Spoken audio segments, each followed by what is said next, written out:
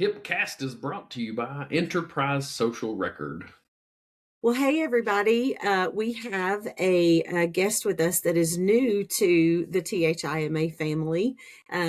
We met Yolonna at the Tennessee Health Information Management Association annual meeting in the beautiful Montgomery Bell State Park. And if you want to talk about someone with a diverse background, this is the poster child for a diverse background. Yolonna is interesting and fun and caring and compassionate. And so we're going to talk about the health information professional and some of the other things, or the health information profession and some of the other things that she does. So welcome to the show, Yolonna. Thank you for having me. Absolutely. Well, I do want to ask Shannan to publicly mention how much she loves Montgomery Bell State Park in the state of Tennessee, where we've had that. Because when we shifted our state meeting to Montgomery Bell, I got a text message from Shannan. And if anybody saw our text thread, we have a good time just throwing ideas at stuff. And she threw a lot of shade at me for going towards the state parks. And I was like, just go with me. Just go with me. So Shannan, I'll give you the opportunity here before we get into this to publicly state how right I was. I would say I probably texted you, Shade, and called you and said this will never work. That's terrible. Nobody is going to show up. It's going to be awful. Vendors like to take people to nice dinners and they're not going to come, and it's terrible. And I will definitely say, and Seth's response wasn't just go with me. First of all, he said, we're living within our means and this is what we have to do. And then I kept giving him shade and he said, you're just going to have to go with me. So Seth, I am happy to say how right you were. I will never say how wrong I was. Oh, that's fair. That's fair. So it's been a pleasant surprise. It's wonderful. It's a beautiful place. Remodeled. Yeah, you were there with us. Yeah, and what were your thoughts on Montgomery Bell? It was very nice. It was beautiful the morning to see the sun rise on the lake, and the people were extremely nice. We had a wonderful time. The meet and greet that evening, the DJ was wonderful. The food was wonderful. The views were wonderful. We had a wonderful time. I'm glad, Seth, you were right, and I'm glad, Shannan, you were right too. So both were right. So I love it. We had a good time. So that's a little commercial. If you want to join THIMA's annual meeting, we'll be back at Montgomery Bell State Park next year in 27 in April, a little bit deeper into spring. I watched a bald eagle one morning when I was sitting outside having coffee. It was just a really cool place. The state of Tennessee has done a great job renovating the state parks. Side commercial there. So, Yolonna, welcome to us and welcome to HIPcast. And instead of doing big, long bio reads, we typically, with our guests, we say, you know what? How did you find the HI profession? How has your career journey occurred to get you to the point that you are today professionally? And then we'll move into the topic of today, which is more on the service side of things. Well, mine went a little different. I started out, of course, I wanted to solve the world's problems. My undergrad is psych. Once I got my degree in psych, I ended up working at Regional Medical Center, formerly the Med, which is the trauma center within the 500-mile radius. So we have like the best burning unit. Like right now, this is motorcycle and ATV accidents. Trauma. And I was in case management and I was getting a feel of it then. Excuse me, I talk with my hands. I'm gonna try not to. We dealt with case management, and everybody know case management is the heart of the hospital. So you deal with medical records, you deal with learning. I learned so much. Oh my God. I learned how to write appeals. I learned how to write letters to the different DME, home health agency for indigent patients. Grant writing, you name it, I did it. So I got my start there. And I decided being there, it's like, okay, I witnessed a heart being cracked, chest being cracked open, and the massage in the heart. So much I witnessed. I had the first 17 beds of TICU. So that just got my feel there. And so I went into mental health therapy, dealing with some stuff that I thought I was able to deal with because I wanted to deal with, actually, I wanted to deal with sociopaths and pedophiles. Seeing a whole bunch there because that's a number one trauma center and you deal with so many things, and mental health was serious. MMH and I was right there. So I thought, but again, I'm dealing with medical billing. I'm dealing with learning how to code and all of that because that's case management, not knowing really what I was getting myself into. So yeah. So I end up getting my master's in mental health counseling and dealing with some stuff. And it's like, you can only make two C's. I made two C's dealing with trauma things. Um, so flunked out, end up sat down, and I was like, healthcare administration, not realizing that healthcare administration and HIM goes hand in hand, like literally 10 to 12 classes is the exact same. But with me having the experience in working for another hospital, St. Francis, I had to do coding there for the hospital. So it was like I'm getting a personal experience and not knowing that I have the education and everything going hand in hand. So that's pretty much how I got started there. I love that. And also the fact that you called it the Med for those that had to go that are from Memphis or went to school in Memphis. So, like, I spent time in Memphis when I was in school. And, the measure that I always ask about basically age, right? When did you live in Memphis? Is what's the big hospital downtown? Is it the Med or is it Regional 1? And then what's the university there? Is it Memphis State? Or is it the University of Memphis? Because it's Memphis State to me. Right. So I'm a Memphis native. So been here all of my life. So I was like, the University of, no, it's Memphis State. It's Memphis State. That's Yeah. right. And then it's like a Regional 1. No, it's the Med. Or It's for those that are 70s and 60s, it's John Gaston. I was like, no, it's the Med. See, I didn't know the John Gaston. Yeah, it was just always the Yeah. Med to me. Yeah, The that's Med of Memphis 70s. State. That was before my time. I'm an 80s baby. But yeah, it was John Gaston, and then it was the Med, and then what is his name? I can't think of his name. The director. When he came, he changed it to Regional 1. So we had all of this, the Med, and now it's Regional 1. I was like, Coopwood is his name. Cookly, yeah. That's always fun. And when I mention Memphis, people are like, "Oh, do you go to Rendezvous?" And I'm like, "No, that's where the tourists go." Right.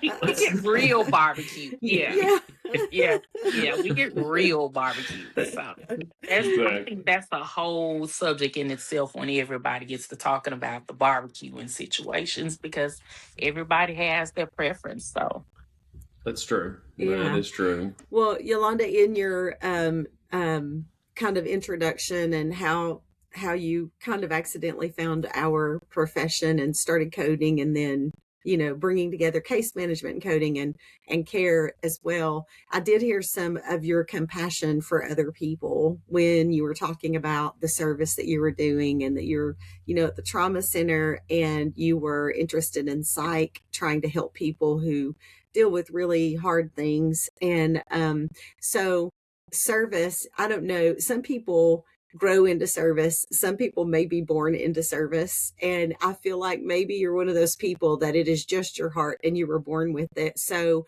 I mean, and I was fortunate enough to get to have dinner with you the first night of the annual meeting. So I got to hear a lot about your compassion just exudes from you. And so I'd love to hear about how you have been serving your community, what that looks like, and just share your passion there and what you do. Me servicing my community. Oh my goodness. My oldest child is 24. It goes all the way back to before I even started college. I was working for a collection agency called RAB, Regional Adjustment Bureau. And it was out in Bartlett. And at that time, I stayed in South Memphis. And we would go to work, and the homeless man would be under the underpass.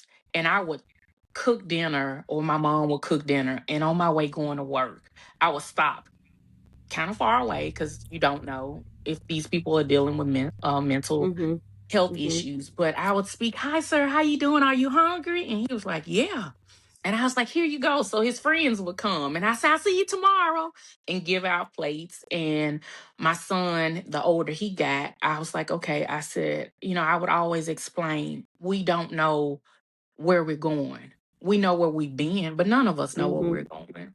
And I used to hear people say all the time, and experienced it, we're one paycheck for being homeless. And I Mm-hmm. said, if I can't do anything, and we were raised that way. We were raised in the country. I shook peas on the porch. I picked corn. You sound like My my grandmother, sister. yeah, my grandmother would say, "We're gonna get a bushel of greens." I said, "Well, what is the bushel?"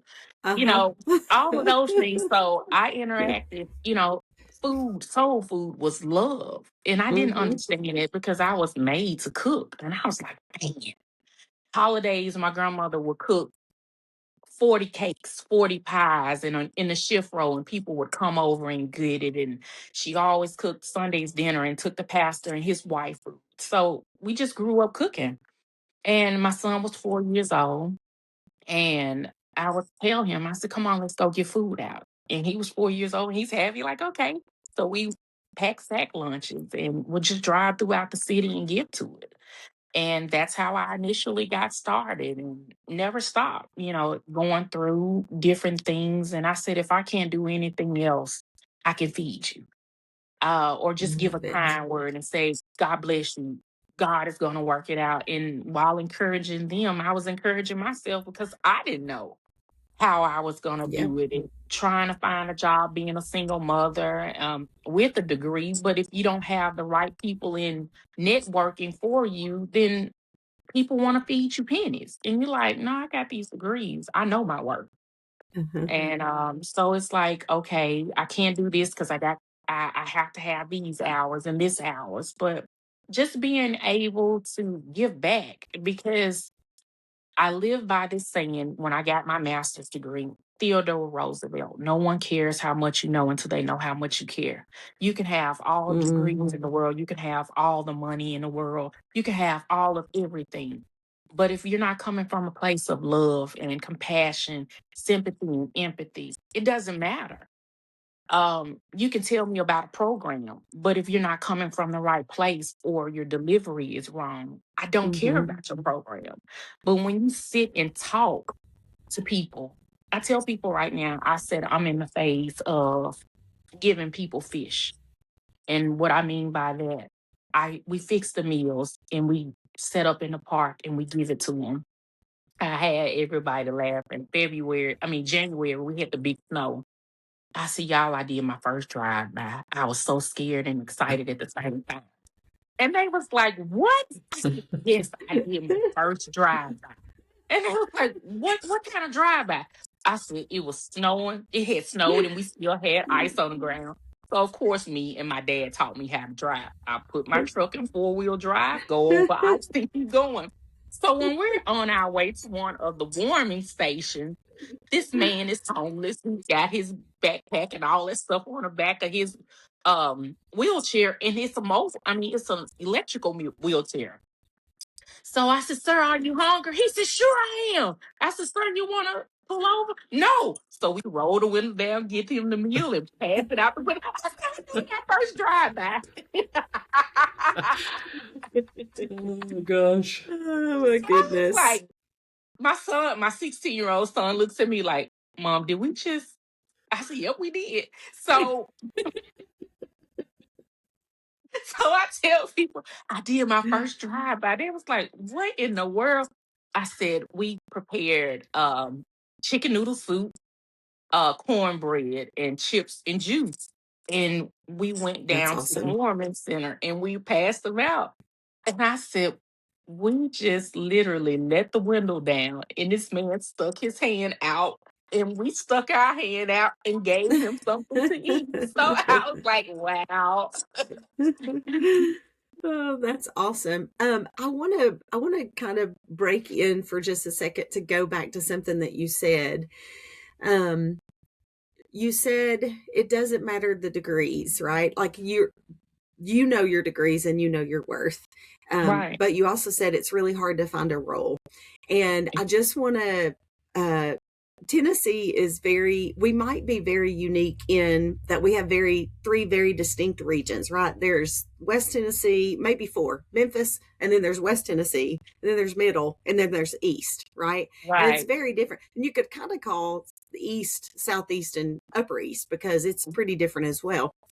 But getting a role in healthcare is sometimes hard, even if you have the degrees, because we are very political, or not political not in the bad sense of political, but like networked. We are very networked state in Right. our industry.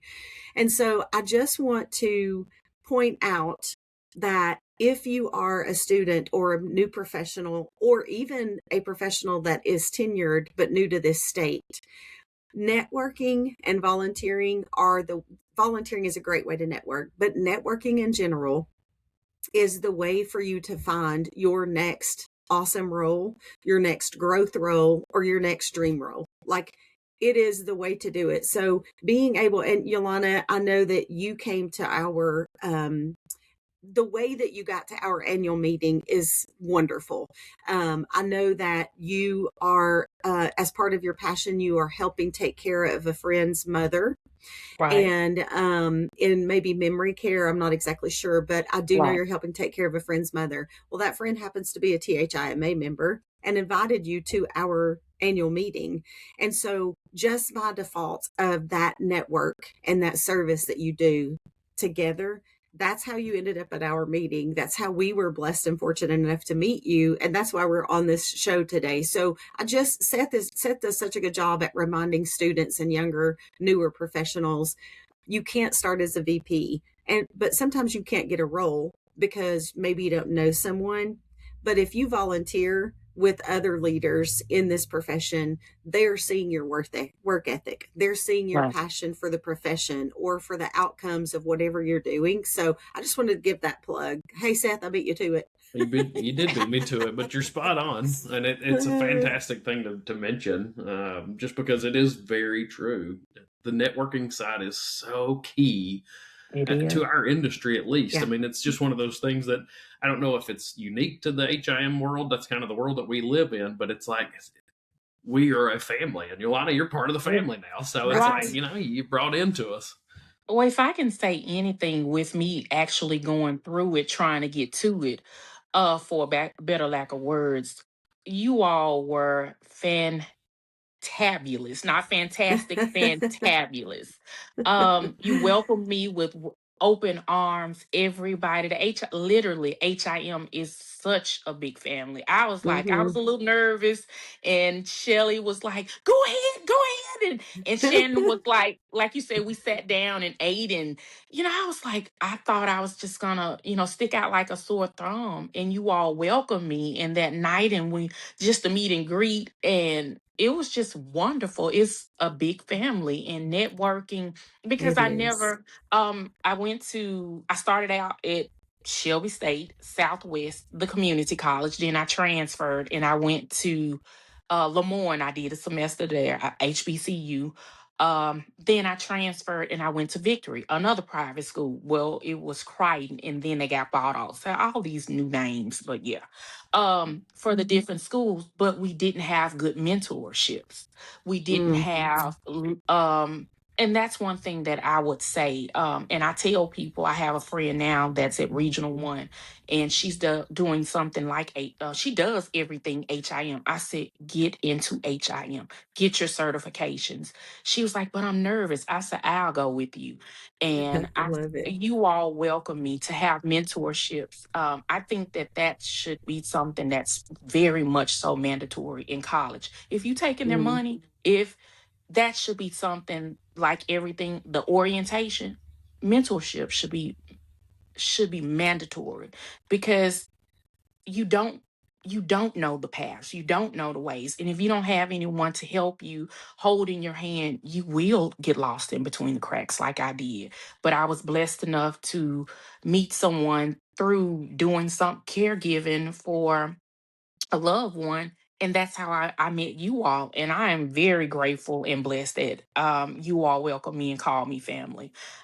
It was wonderful. I never you all That was my first time meeting you all, and you all welcomed me like you had been knowing me for 1,001 years. So yes, HIM family, it's very important. It's very important for mentorship, leadership, direction. Find someone, hang on to them, stick onto them with glue. Yes, Yeah, yes. I'd say that that's one thing that I'll Thank you for saying that. I'm the Eeyore sometimes in this, and I will say that we do fail on the mentorship process of trying to connect people outside of the profession, and even sometimes within the profession. But what we absolutely nail is the family aspect Yeah. of it, and it's Yes. like, if I can talk again to the students or young professionals, yes, we don't do a great job of trying to connect you with leaders in the profession to help guide you from a career perspective. We do struggle with that. But if you will come to our meetings, and like our first night, we just sit outside on the patio of Yes. the Yes. hotel, and we just get to know each other. And then the second night, where we have our big awards night, it's kind of formal at the first, but then we just have a dance party. We get to know each other, and you create family. Mm-hmm. That's where you find your mentors. That's where you find your people that are going to help you through your career and connect you with somebody else and say, oh, you're looking for this. Oh, I know this person. Let's go do that. So you're not always going to find it in the formal mentor programs that things have, but jump in with us. Just show up, and we're going to bring you in. Come introduce yourself to us. I mean, with the role that I play in our state association central office, sometimes I feel like I'm running around like crazy at the annual meeting and ignoring people. And it's, I don't mean to. It's just busy, right? But come up to me and say, hey, I'm so and so. Thanks for having us. We're going to go have fun. I'm like, all right, let's do it. So, Well, I never got that from you. You are welcoming, you and Shannon were welcoming and warm from the beginning. And if you get a Shelly, you get a Shannon, you get a Seth, I guess it's the S names. I don't know, Seth. You hurt my feelings. You ignored me. Well, that's true. I let hymns. I went and saw. I think it was Lauren Ripplinger, because we can't have an episode without mentioning her. Of but course. I think I saw her speak, and then my phone was buzzing off the hook, which I guess that doesn't make sense in the cell phone world, but it was going. It was ringing off the hook, and I was walking outside, and then I heard my name. And I said, oh, hi. And I kept walking, and it was Dr. Agnew. And I saw her later, and I was no. I'm so sorry that I just totally blanked. I was in my little world and blanked on stopping and saying hello. So if Dr. Agnew's watching, again, I apologize for that. That was my mistake. But all right, we got to get back on track here, Yolonna. So I want to turn. I'm sorry. No. That's what Shannon and I do best. That's my fault. I love the fact that you started this entire community service piece with just going out and feeding folks, because I know Shannon and I are Christians, and the thing that I always tell folks is it's hard to talk to somebody about their heart when all they can hear is their stomach. Mm-hmm. And just feeding somebody is so simple, but it's so meaningful and powerful to folks. But you've taken it to another level now, and you have something called Guiding Light. Can you tell us about that? Yes, Guiding Light. I started it in 2021. Maybe a month or so before my mom passed. I actually wanted to open up a pediatric long-term care, but of course, not knowing how to get it started. So I said, what am I good at? You're cooking. You're good at helping and cooking. So I remember telling God, I said, God, if you bless me to get up on my feet, I promise I'm going to give back. Well, I got all the way out of healthcare because I couldn't find a job. And I was like, I know my worth in healthcare, and I'm not settling on pay. So I went to the government. Yay! So I had my company credit card. I'm traveling with the government. I literally had just got back from Ogden from training. Stayed at the Hilton, wonderful training downtown. Snow. I went. I was gonna ski, but I said I think I'm a little too big to get on that. I'm not skiing. So I went tubing. I went tubing. I had a world. I mean, the best That's time. awesome. The best. Ogden, it was the place that I never would have thought that I would have gone, but I so definitely, the people were so warm and welcoming there. Enjoyed it. The food was not Memphis. They do not season food.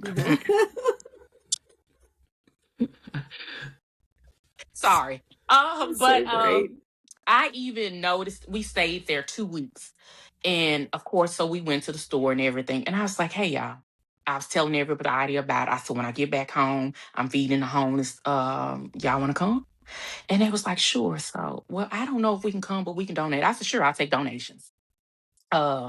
So I was like, I know y'all not throwing away this food, right? And they was like, well, what are we going to do? We can't take it on the plane. I said, well, we were downtown Ogden. Everybody, I said, give me your food. And we walked around, and two of the guys in the meeting, we walked around to the homeless. That's awesome. And gave out food. And they was like, well, are you serious? I was like, I'm very serious. We're not throwing away food. We got people out here homeless. That's awesome. So I started noticing that I'll be doing this everywhere I go. When I go to Texas to visit my sister and we have a get together, I was like, y'all not throwing away this food. I go get to-go plates and drive around in Texas. I was like, somebody come with me. Because I never go by myself. So I made God a promise. I said, God, when you bless me to get up on my feet, I am going to have feed the homeless event in the park. When I got back home, I went and got my permit for the park. It was raining. I never forget. And I got my permit, came back. 2 weeks later, we were out for President's Day, I want to say, because it was February. It was President's Day. We got a text message saying all management come to work early. So we get to work early and we go into the conference room, and we were the last ones hired. And they said that our president is going to let everybody go. And I was like, okay.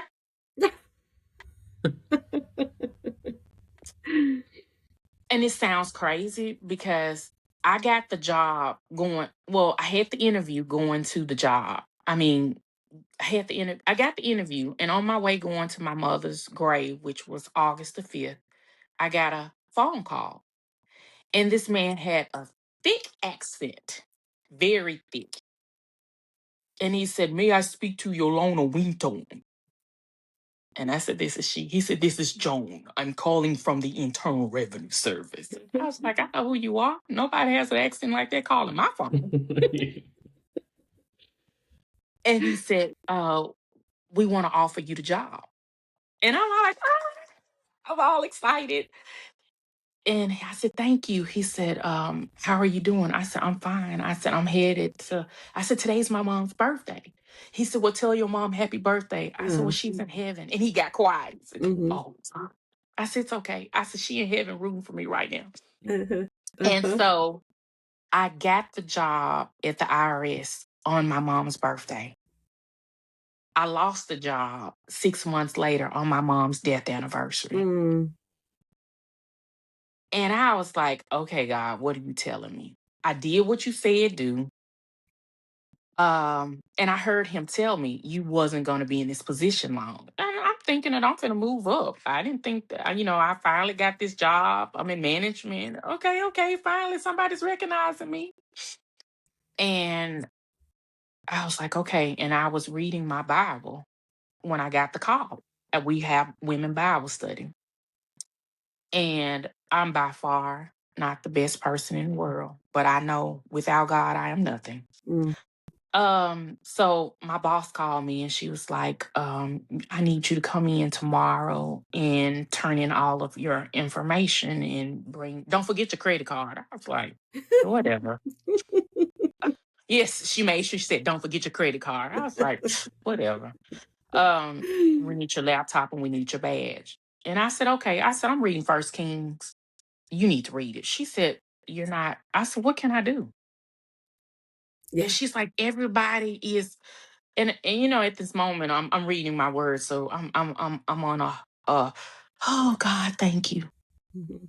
So the next day, I turn it in everything. I got the flowers to go to my mom's grave. And life is kicking in now because now I'm like, oh my God, Lord, what am I gonna do? And he said, Mhm. trust me. So I'm questioning now, am I really supposed to be feeding the homeless? Because now my resources have been taken away. Mm. And I said, God, if this is really what I'm supposed to be doing, you got to give me a sign. So I'm in the car because I'm skimping around things because I'm really wordy and this will be forever. Um, I'm in the car in the line to pick up my daughter, and I get a phone call from one of my best friends, Sharita, my prayer partner. And I've been knowing her since elementary school, and she's one of few people that can say things to me, and I get mad. And it's like, I don't care about you getting mad. Yeah. Yeah, that's her answer always. So she said, "How's everything going?" I said, "It's not." She said, "Well, where are you as far as?" I said, "Well, I lost my job." She said, "Well, who have you asked?" I said, "Well, I've had a couple of donations. I think at that time I had like $250, 250, 275, something like that." And so she said, "Well, let's sit down and let's go over what you've done." I had already gone to the different stores, priced everything, what I wanted, had everything written down because it says write the vision down and make it clear so man can run Mm. with it. And I know this is not my vision. God is just trusting me with it. So Mm. I had written everything down. So she laughed at me. She said, "Are you kidding me right now?" I said, "What you talking about?" She said, "You got all this stuff done. You've done all these prices and you just sitting on this money." I said, "Well, I was waiting on more money." She said, "No, no, no, no. The money that you have, you go ahead and buy." She said, "What you need me to buy?" I said, "A backpack." She's like, "Okay, what else do you need me to buy?" So she showed me these little towels, and they're about this big. And when you put them in water, they absorb. Mm. I mean, they They expand. I'm expand. sorry. Mm-hmm. I'm sorry. And yeah, they expand, and it's a face towel. So I said, "Well, I need this." She's like, "Girl, please." She's just laughing at me. And I was like, this is not funny. She said, "You're funny. God has already given you what you need. Use it." Wow. So I'm like, okay, she's building my faith up. So I started making more phone calls and everything. My first feeding, I think we fed because I'm new to this. I really don't know what to do. I think we fed about maybe 400 people, 400, 500 On your maybe. very first time as Guiding Light, which is Yes. now an official organization and LLC nonprofit, Yes. and you feed 400 people the first time. Girl, that is a huge number of people to feed the first time. No, it wasn't to me. Man, that's huge. No, the second time I fed, we fed maybe 1,000, give or take. So now I'm like, yeah. Wow. So each time we do haircuts, we do Oh, showers. Yolonna, I love Now it. we expanded to a clothes closet. I've been trying to get the healthcare team to do blood pressure, but right when I did the second time, the budget cut. So they didn't Ah, get to come. So I was like, okay, Lord, this is what I want to do. And he's been really giving me the desires of my heart because the fourth time is when I did the drive. No, the third time is when I did the drive. okay. And we went to one of the heating centers. And it was just me, my two kids. And we did 90 bowls of chicken noodle soup, cornbread, chips, and juice and water. Mm-hmm. So it was just that. And the fourth time, which was February the 21st, which was my mom passed February the 20th. And in memory of her, we did it to them. I mean, we did it on the 21st, which was that Saturday. We fed over 1,000. I did almost It's 15 amazing. gallons of chili. I did almost 15 gallons of chicken vegetable soup. We had black beans. We had pinto beans. We had cornbread. We had cake. We had rice. I did a friend of mine did 5 pans of corn. I did 8 pans of rice. That's And amazing. like it just gets bigger and bigger. And I'm so grateful because it's just like God is giving me the desires of my heart. And like Mm. literally, you all, I'm after, I prepared myself this time. And in our bags, oh my God, our bags have gotten bigger. We have toothpaste, toothbrush, hair products. We have comb brush. We have towels. We have soap. We have hand warmers. We have socks. We have hats, gloves.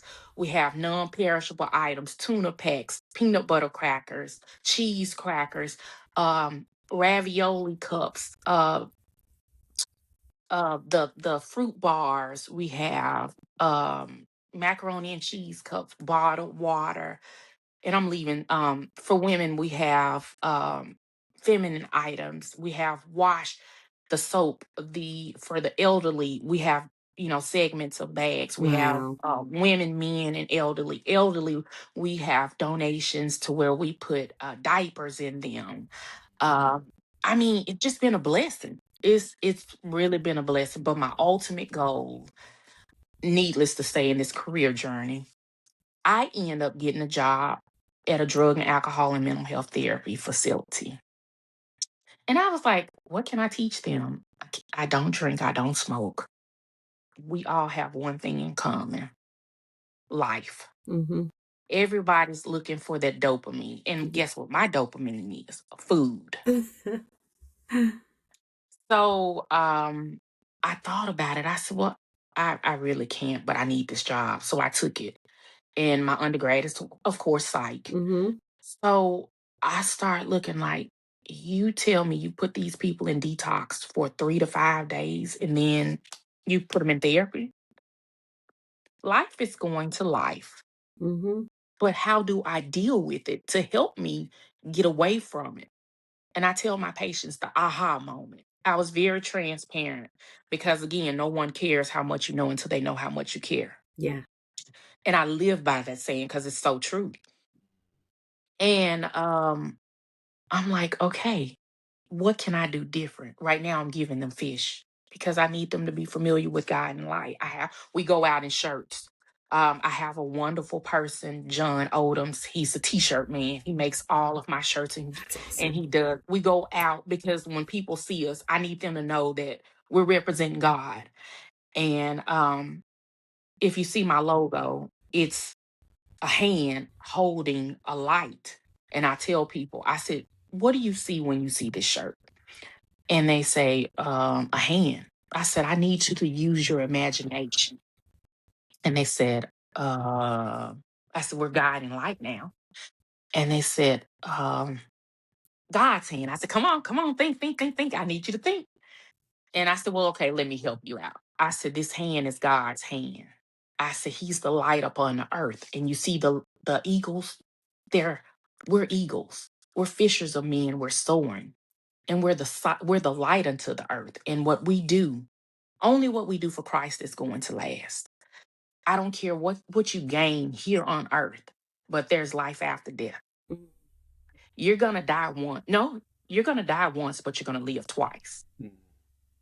And I said, this is God's hand holding us, and He gives us the light. And those birds that you see, we're soaring because we're supposed to go back. So when you get yours, you reach back and you help somebody else and you let your light shine. It's not going to always be right. You're not going to always get it because, Nope. if you catch me wrong, I might say something because I'm Mm-hmm. human. But I don't have a problem apologizing. Yeah. And my pastor said something, and he said, when you're humble, God can use you. But when you're prideful, you run from the truth. Mm. You can't admit your mistakes when you got pride. Pride stinks in the nostrils of God. But when you're humble, you can go back and make those wrongs right. And so That's many right. things, so many So true. times we don't go back and make our wrong right. And you have so much on your shoulders and you wonder why. And life is gonna life good, bad, and indifferent. You Mm-hmm. either just got out of a storm, going into a storm, or getting ready to go into one. But Seth kind word, Shannan kind word, Shelly kind word, Yolonna kind words, Mike kind words, everybody kind words can make a difference. It's true. Because life is going to life. Mm-hmm. So it's Just love what you everybody. do. Just love people. You're not always love going to 'em. love everybody. No, but you're going to love them the right way, even when you don't like them, right? Right, right. Well, I want to ask as we get ready to close, do you have a website that you're going to provide for us to put a link in? Or do you have a contact method? So if anyone wants to support your mission, we would love to put that contact information in. I have a Facebook page, Okay. and it's Guiding Perfect. Light. Okay. Yeah, I'll put that in the show notes. That way people can find you. Okay, yeah, I have my Facebook Guiding Light. I'm still upcoming with getting everything, and I can give Good. my personal information, my email address, and everything. Because like I said, I sat on it for a long time before I did anything with it. And still fed over 400 people the first time and 1,000 the second time. And she's sitting on it. So, well, Yolonna, we love that you came, and I will put your information so that people that hear this and want to support you can reach out, however they can support you, right? Thank doesn't you. matter if you're from the Memphis area. If you love the mission that's happening here, then you can contribute your time or your prayer or your money, whatever it is. So I will say there is Seth, I think this just became my new favorite episode. I know we've got a few that we've held on to as like one of my favorites, right? But I think this just became one of my favorites. And there's a saying that, or some show that has a theme, and I hope I'm not breaking a copyright law because I'm paraphrasing, and if I'm not sourcing something, I'm sorry. But there's something about we're watching an ordinary person do extraordinary things. And while I think that you're an extraordinary woman, we're still just ordinary people, but you're doing extraordinary things. And so I'm so thankful. I'm so thankful that I got to have dinner with you, and that I met you, and that Seth said you must come on the show. This has been incredible. I'm so grateful you came and joined us. I'm very grateful that I met you all, because like I said, my prayer is not just to be a blessing to my kids, but to others also. And like I said, with through Guiding Light and the donations and everything, this summer we will be giving out popsicles along with the homeless events. And just to be a blessing. Everybody have, LeBron James tried to make Memphis a bad place. We're not bad. Things happen. We just get magnified because we're around. But I want to be a beacon in the community and make Guiding Light shine, to be able to be a blessing, to get people off drugs and alcohol, and to get them the proper resources, and be the source to make a difference. And I'm so grateful that you all welcome me and bless me into the HIM community, and to try to let my light shine, because it's been a blessing. Absolutely. Well, it's been so much fun. Thank you, Yolonna and Shannan. Likewise. Until next time, my friend. I'll see you next time, buddy.